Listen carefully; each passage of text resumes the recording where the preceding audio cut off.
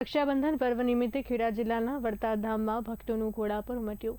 વહેલી સવારથી જ શ્રી સ્વામિનારાયણ મંદિર પરિસરમાં મોટી સંખ્યામાં શ્રદ્ધાળુઓ પહોંચ્યા।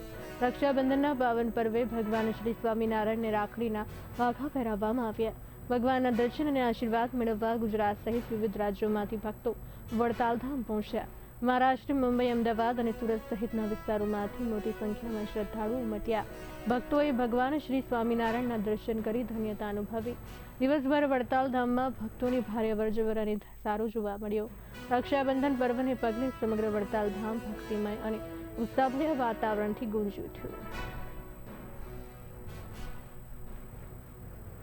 જ્યારે સમગ્ર હિન્દુ સંસ્કૃતિની અંદર એક અત્યંત મહત્વપૂર્ણ અને આનંદદાયક જ્યારે તહેવાર ઉજવાઈ રહ્યો છે, ત્યારે આજે શ્રી સ્વામિનારાયણ મંદિર વડતાલ ખાતે પણ હરિકૃષ્ણ મહારાજ લક્ષ્મીનારાયણ દેવને પણ રાખડીના વાઘા ધરાવવામાં આવ્યા છે।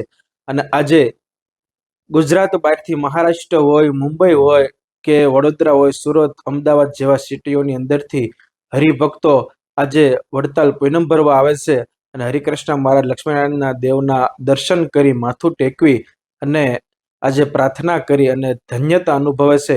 અને જ્યારે આજે આ પવિત્ર તહેવાર એક ભાઈ બહેનના પ્રેમનું પ્રતીકનો તહેવાર છે, ત્યારે બેન પોતાના ભાઈને કાંડે રાખડી બાંધી અને પોતાના ભાઈની લાંબી આયુષ્ય માટે, સુખ સમૃદ્ધિ માટે જ્યારે પ્રાર્થના કરતા હોય છે, એનો પવિત્ર આજે તહેવાર છે।